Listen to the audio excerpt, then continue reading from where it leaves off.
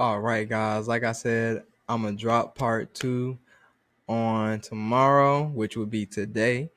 And I hope you guys enjoy the content, man. Please make sure you like, comment, subscribe. I'm just here to do the job, man. I'm just here to do the job for y'all. I'm here to do the job for y'all. Push this content out. Let y'all know all this good stuff that's happening, man. But without further ado, let's get right into it, man. Let's get back into it. So we doing chapter 1155, man. And like I was saying, man, Rocks, he had then basically tried to get Harold over and over and over and over and over again to join his crew, and Harold wasn't going for it. And I mean, like I said, if he would have been able to do it, strongest crew ever for one. But Rocks was probably walking them people down, okay? He would have definitely been king of the world. But, bringing it back full circle and bringing it back to our time, if Loki does join the Straw Hats, which I definitely feel like he will, that's definitely just going to make the Straw Hats 10 times stronger. And I just think that that definitely evens the playing field, especially with the people that we are going to be going against with these final arcs happening and stuff like that. A lot of moving pieces are finna start happening. So we need as much help as we can possibly get, especially with Yamato not joining the crew, which makes a lot of sense why she isn't, because we need people to protect Wano for right now, especially with Blackbeard having, like I said, off screen on me, and him having Caribou basically listening to everything that we got going on. So Blackbeard gonna know where Pluton is, and Blackbeard gonna know what Uranus. Pluton is. He gonna know about the battleship, and he gonna know about the Mermaid Princess. I'm drawing a blank. Shiroshi. I think that's her name. But yeah, so Caribou knows about both of them. He gonna do is go tell Blackbeard, and we all know that's his plan after he found the Fox chick and not Lafitte, but oh my god, I'm drawing so many blanks right now. But my boy with the glasses who be sniping on Blackbeard's crew. Once he found them on Egghead Island, we already know he finna go snitch to Blackbeard about those two. So you know, everything is just a even playing field right now with us. We need to make sure we keep it strong people on Wano, which is why it's cool that Yamato didn't come, but we need some strong people to come on the crew, which is why we low-key needed Loki to join the crew, which is, like I said, it's gonna help the Straw Hats a lot in the end battles and stuff like that. But like I was saying about Mihawk, these swordsmen are getting so much like hype right now, and it's crazy because the only like cannon fire or hockey like leaving like the body type to be like cannon fire type, it would be like Roger and Shanks and Garp. And but at this point in time, outside of them three, we haven't really seen hockey to that extent. So seeing, especially what Garp did, nah, that right there. If you're telling me that this man was doing that with a sword, Tom, like, and they saying it was probably like it was worse back then. That's what Garp doing now. So I want to see what Garp was doing then. You know what I mean? Because it took him and Roger to take him down. So he probably again was on the come up a little bit. I'm a little bit, just a tad bit on the come up. So if he was doing that back then, yeah, I definitely want to see what Garp was doing back then for sure, for sure. Um, but that Devon departure, that's probably the only thing that we've able to like see like hockey leaving like a sword. So that's the only thing that we kind of based our judgment off of. We seen Shanks's version and we seen Rogers' version. Rogers' version kind of like made people fly away, but Shanks's version makes people explode and fly away. So it's like, you know, if Shanks was making people basically blow up, because that's basically what he did to kid. He made that man a full blow up. That was a grenade. Okay, freaking, that was a launcher that hit that man. And you telling me that man Rocks was doing that all the way back then? That's crazy. So I'm already knowing Shanks and Mihawk's fights were out of this world. Now that I would pay money to see. I would pay money to see God Valley for sure. But I would pay money to see Shanks and Mihawk go against each other, because if he did that to Kid, I definitely know they was pulling out crazy moves on each other. Crazy moves. Um, but back we gonna get back into this man being a child abuser. This man Rocks had one up to Loki and sliced them up, man, slashed them up and stuff like that. But it was just crazy to me that he basically sliced them up and basically went and had dinner with the man, because they threw a banquet, like I said, for Rocks being on Elbaf and stuff like that. How you gonna go have a banquet with the man after you slice his kid up, and then you gonna ask him to join your crew? I'm like, man, what you got going on? All that's fighting words. Even though Harold ain't know about Loki getting sliced up by rocks, all that's fighting words. It's nah, hell nah. What you, nah, get out of here. I'm so weak. Um, but then we get a nice little look at how much Harold cared about Loki, and I like that they are emphasizing that, because we saw how Loki was with his mother and how Hiruden was with his mother.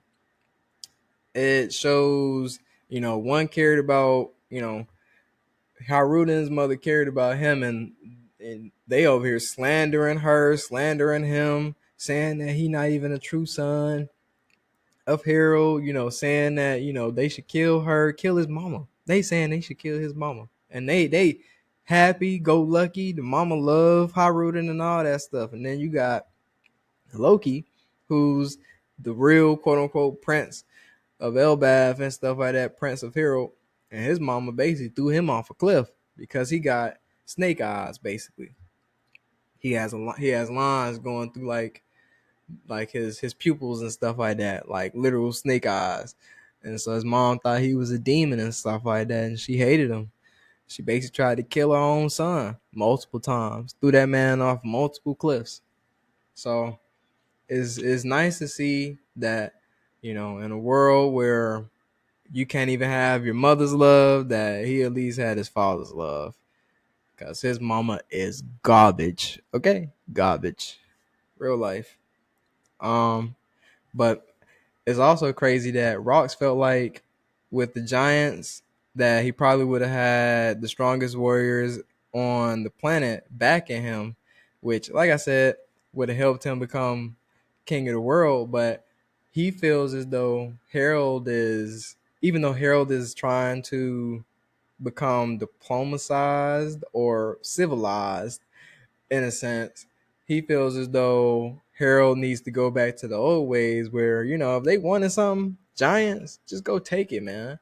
Why are you out here trying to bend the knee to people or trying to, you know, be civilized with people when you're a giant, man? Just go take it. Just go do it. You must forget who you are. And Harold, like, them the old ways, man. We trying to be different. We trying to be better.